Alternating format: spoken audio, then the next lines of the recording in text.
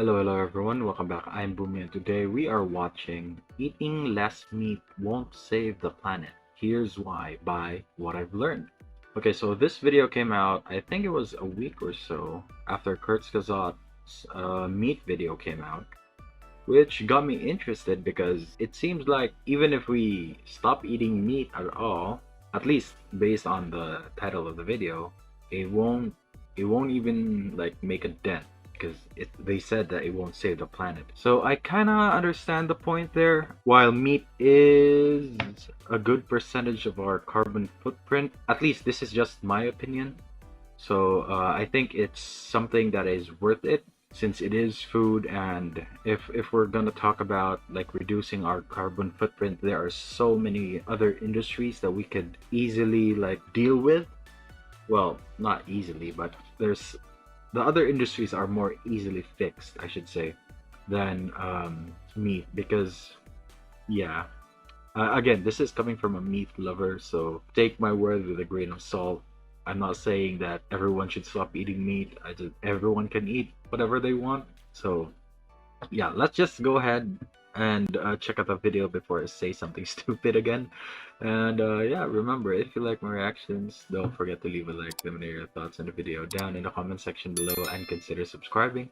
Also, leave your suggestions on what I should check out next. That being said, let's go ahead and watch the video. Recently, it seems like cows can't catch a break. Yeah. Our meaty diet is literally eating up the there planet. it is. It's the worst thing we eat when it comes to global warming. Is beef. People say we need to eat less beef to save the planet, that cows are polluting the air with their methane-rich burps, they're eating all our food, drinking all our water, and taking all our land that we could be using to grow human food on. When you hear the specifics, it sounds like cows must be bad. To create 1 kilogram of steak, a cow needs to eat up to 25 kilos of grain. We could nourish an additional 3.5 billion people if we just ate the stuff we feed to animals. About 3/4 of all the agricultural land in the world is used for livestock. I found out that 1/4 pound hamburger requires this over is 660 a lot. gallons of water to produce. The livestock sector is responsible for 15% of global man-made emissions. Another solution to climate change, we could stop eating animals, and it could be done today. But are they really giving us the full story? Don't worry, we'll talk about each of these points in detail. But first, let's cut to the chase. What's the environmental impact of not eating meat? Veganism is on the rise, but getting 100% of Americans to go plant-based is unrealistic. So let's be optimistic and say we got 10% of the United States to stop eating meat. Accounting for everything, the methane from cow burps, the emissions from animal manure, emissions from transporting and processing meat, and so on, what would be the actual reduction of the United States planet-warming greenhouse gases if 33 million people went totally plant-based? To discuss this, I'm joined here with Professor of Animal Science and Air Quality Specialist at UC Davis, Dr. Frank Mitloehner. By the way, Dr. Mitloehner says of course livestock have an environmental impact. In fact, his job is to research ways to reduce livestock's environmental impact. This has reminded me of something that guy you at the said that back was really there seems surprising like he to me doesn't when care I at all. first heard it. That if the entirety of the U.S. was to go vegan for a year, then the reduction in emissions would be like the entire US going vegan would be 2.6%. So if everybody were to do 2.6, if 1/10 of that would do it, then it would be 0.26. That's not even measurable. That's not a lot. We're talking about changes here that are not even measurable. I mean, 2.6% is 2.6%, but still, it's not like the crops don't give out pollution. They just give out less minus all the methane, but still, 2.6% doesn't seem like a lot at all. And take it from a person who measures these things. I measure methane on the ground. I measure it in the air. I measure it from space. I can tell you any change less than 1% is not measurable. Not measurable. Now hold up, how could the reduction be so low? Well, there's a lot we have to break down. Let's start here. Do cows really take all our water? I don't And it's think not so. just land resources, but water as well. Mark To end Rober. up with 24 hamburger patties, it requires the amount of water you see in this pool. So this big water footprint that everyone talks about with cows and livestock, where does that water come from? So the water input that people assign to beef includes, and that's the majority, the so-called green water. Rain? And the green water is rainwater. Yeah. That rainwater would fall on that land where the animals graze, with cattle present and without cattle present. Yeah, so Now, the regardless, vast it majority doesn't matter. of water that goes I into a think. beef animal will go into the beef animal in the form of feed, not in the form of water that they drink, in the form of feed. And guess what happens to that water a few hours after it's ingested? Piss. It's urinated out. Yeah. It's not staying in the animal. It stays in the animal as long as the tea that you drank this morning stayed into your body or inside your Yeah, body. I thought so. So that water is not all of a sudden miraculously gone, okay? It is It's going just converted. it's coming out. The vast majority of that is Just like rainwater. us. So to me, it is disingenuous to say, oh, look at all that water that goes into growing cattle. Would we say the same thing about all the water that goes to trees to grow? Yeah. That's a Of course good point, not. actually. One quarter-pound hamburger takes around 1,650 liters of water to produce. Yeah, because that's one thing that they never really talked about, because matter never really disappears, right? It's just converted, or was it energy? Regardless, but that amount of water, regardless of how much, like in liters, how many liters a cow takes, it doesn't just disappear into thin air. It either goes back to the cow, and then the cow just pisses it back out. So it's basically converted. That's why we have the whole water cycle for this. So, but these people who come up with the statistics of these enormous amounts of water going into beef, they're counting rainwater. They're counting green water. And that's just not right. So the real worry we have is overusing our freshwater reserves for irrigation. And 70% of the world's freshwater reserves go to irrigating crops. 53% of the groundwater for crops goes to rice, wheat, and cotton.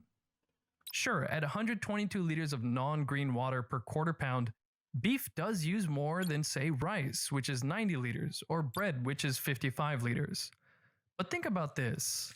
94.5% of Californian almonds' water usage is not green water.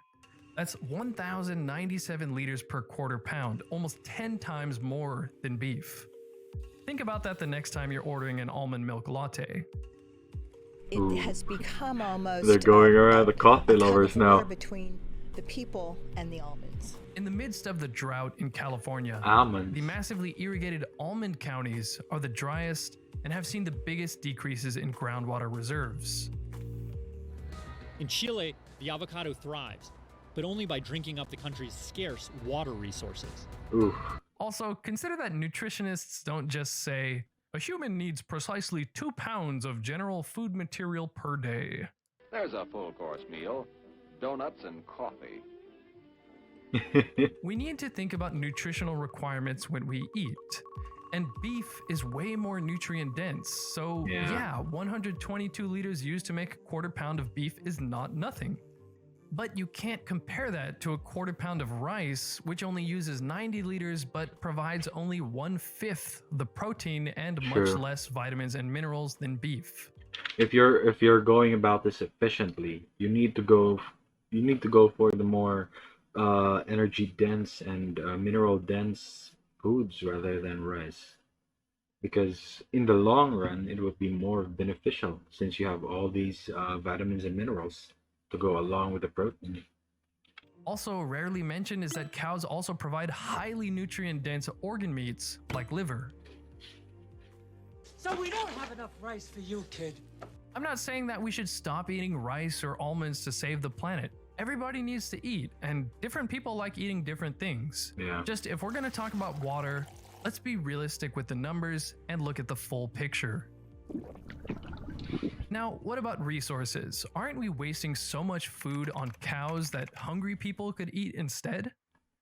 In the world, take this, in the world, 84% of all livestock feed across all species, 84% is non-human edible. There you go. 16% of all feed is human edible, but the vast majority of that goes into poultry and pigs. Okay, so that is interesting. I don't know if they're gonna go into the whole 80% thing that is non-edible, because I don't know how or what they use to feed cows. But if it's non-edible, then it doesn't matter if we feed it to them because we can't even eat it. Interesting. Because they are monogastric animals, similarly to humans, okay? The vast majority of what we feed to ruminant livestock throughout the world, the vast majority, well over 90%, is non-human edible. They are upcycling nutrients and they are making available feed that normally would be wasted. The thing is that animal agriculture doesn't just take resources, pump out meat and methane, and that's it. Animal agriculture is part of a huge ecosystem. For example, a ton of otherwise useless crop byproducts produced when growing food for people can be made use of by livestock. When you grow corn, what do you do with the husks and the other stuff that comes out of the ground? You can feed it to cows. Yeah, that's When you buy actually a package true. of almonds or almond milk, The shells? a ton of resources were used creating things you can't eat, like millions and millions of almond hulls. These can be fed to cattle. Just this week, I went to a Japanese dairy ranch. Plenty of soy is consumed in this country, and these cows are eating kilos and kilos of the leftover soybean skins. Also, do you eat oatmeal? Well, livestock are eating the otherwise useless oat hulls and straw. Even things like scraps from bakeries, corn cobs, cottonseed, brewers' grains left over from making beer, and tons of other things are fed to livestock. Yeah, that's actually true. We don't just feed like livestock animals the food that is otherwise consumable to us.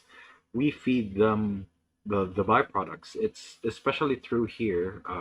When we go to harvest our own like rice fields, when we take the sacks of rice to the granary to get like milled, we get the rice for ourselves, either for consuming or for selling, and then we use the rice husks, the brown things, and we grind that up and feed them to pigs. So in that way, it is just a big cycle between doing our best not to waste any of the crop agricultures and their byproducts.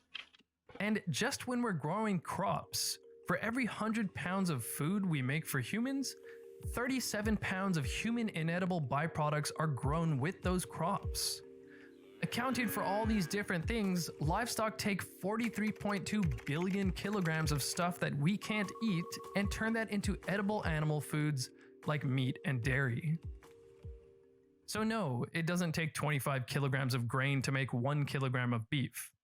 A 2017 paper by Anne Motet from the FAO took into account that we can't eat most of what cows eat.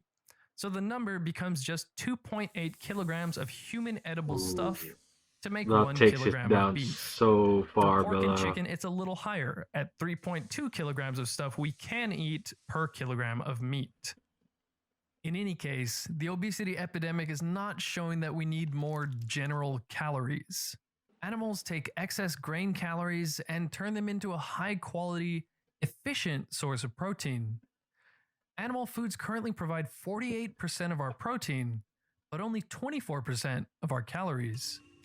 And if we want to feed more people, there's a much simpler way to do that, which I'll talk about later.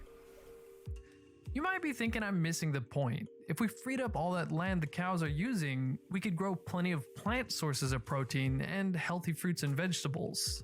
If you combined all the land in the US dedicated to raising animals, you would get an area like this. Now compare that to the amount of land needed for crops we actually eat ourselves directly. So, do cows really take all our land that we could be using to grow food for people? Then again, though, with regards to that statistic, even if it's just a small amount, it's not like, well, It's different if you're in a crisis, but if you're not in a crisis, it's not like all of those food is getting consumed right away. You even have a surplus of different foods.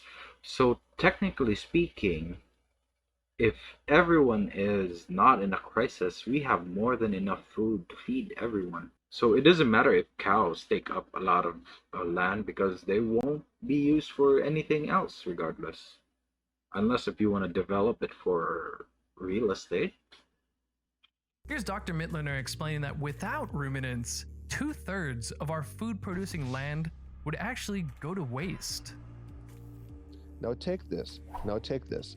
Of all agricultural land in the world, 2/3 of that agricultural land is what we call marginal, meaning you cannot grow crops there. The reason why you cannot grow crops there is because it's too rocky, it's too hilly, it's the soil is not good enough, or there's not enough water. Marginal land. 2/3 of all agricultural lands are marginal. The only food producing land use for these 2/3 of all agricultural lands are ruminant livestock. Only they can make use of that land because they can eat grass. That grass is high in cellulose, and that cellulose they can digest and they can convert because they have microbes in their digestive tract that can make that conversion. And so 1/3 of all agricultural land in the world, that's the remaining 1/3, is the arable land. And that arable land is the land where we can grow crops.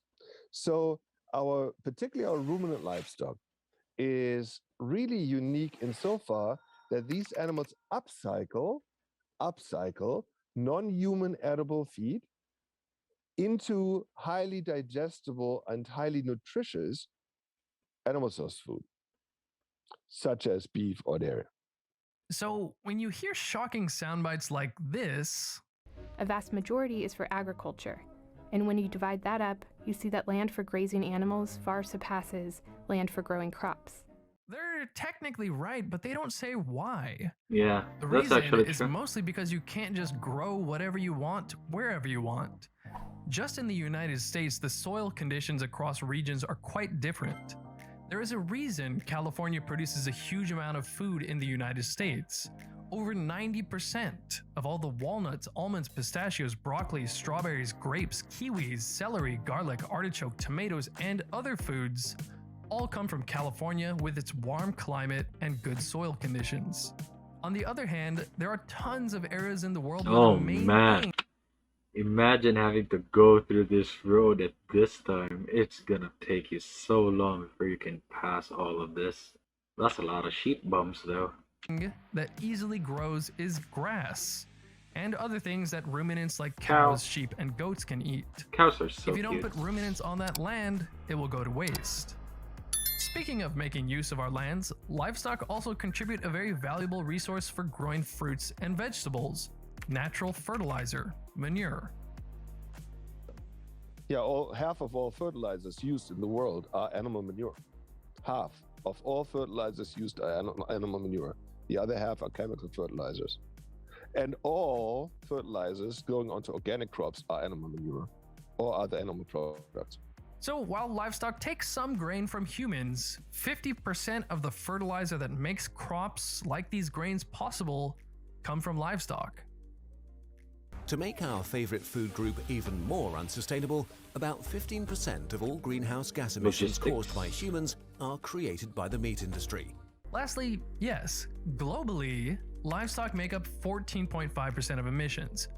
But this number is misleading and mostly irrelevant. Why?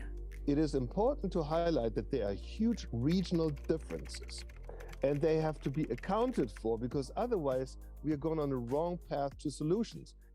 Because the world average doesn't matter. The world average doesn't matter. The world average emissions don't matter in Paraguay. They don't matter in the United States. They don't matter in Japan, because they are just a world average. So this is not finger pointing here. This is not about saying we do things right in the developed world, they do things wrong in the developing world. And we're not saying that at all. But if you now have to come up with a global average number, then that global average number is heavily tilted toward being high because most countries in the world are developing countries. Yeah, that's true. And 80%, 80, of all livestock emissions in the world, 80% occur in developing countries. Yeah. So what that means is that the developing countries don't have as efficient of farms as the ones with the developed countries. So naturally, they emit more, more global emissions. It's the same, something like, where have I? I've seen this video before that China contributes to a lot of other like sources of emissions, like globally. It's because that's compared to the United States. That's because the United States is actually basically they got a head start when it comes to developing. So if you talk about say 100 to 150 years ago, the US would lead everyone when it comes to global emissions. But since they have progressed faster than everyone else, that they have more efficient technology to lower their emissions down, which will happen to other developing countries as well, but it will take time. We are now announcing today that in 15 public schools in Brooklyn, we will be instituting meatless Mondays.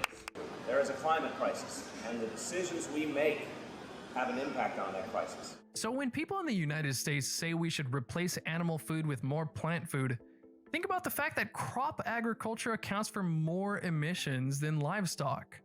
Where crop agriculture accounts for 4.7% of emissions, livestock only accounts for 3.9% of emissions. And everyone is talking about the environmental impact of beef, but cows are only 2% of emissions. Let me tell you this. So if you were a citizen in the US eating beef, then you'd be in a country that produces 18% of the world's beef with 6% of the world's beef herd. So we have a very efficient beef production here, okay? And when I say very efficient, I don't mean CAFO. I mean, you can be efficient with a grazing system. You can be efficient with a more commercial system. Particularly the beef and the dairy sector are extremely efficient here. While we, for example, have 9 million dairy cows. Cows are so cute. India has 300 million dairy animals. And they could produce the same amount of milk as they do currently with their 300 with 10 times fewer cows. 10 times fewer cows. This is what I was talking about earlier. The United States has a head start when it comes to technology, that they can make things more efficient versus other developing countries. That's why it's unfair to put like a global estimate number, making everybody else feels bad just because they have basically a head start when it comes to everything else. Without even a major effort, okay? Okay, wait, but what about all the methane? Yes, methane does warm the Earth much more than carbon dioxide, but the amount of methane is of course important. When we measure the methane in carbon dioxide equivalent, methane only accounts for 10% of greenhouse gases in the US. Of that 10%, 27% is enteric fermentation. That is methane from livestock burps. That's only 2.7% total, and that's from all livestock, not just cows.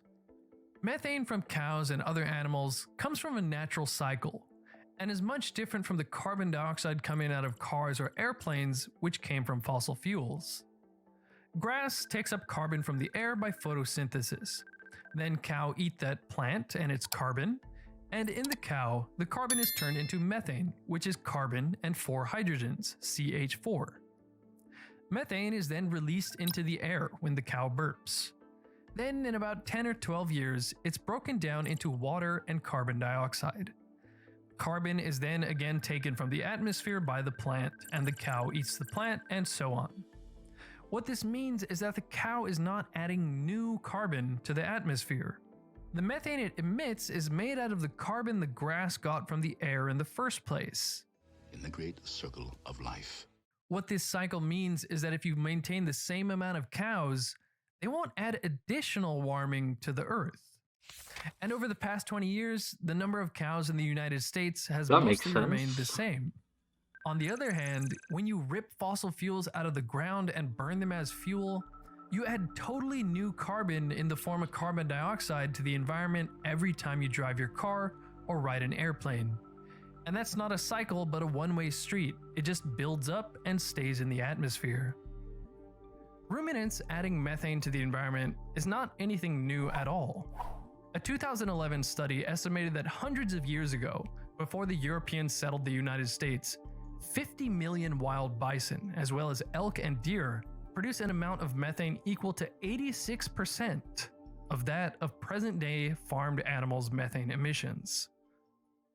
The single biggest thing you can do is to cut out meat by 1 day a week.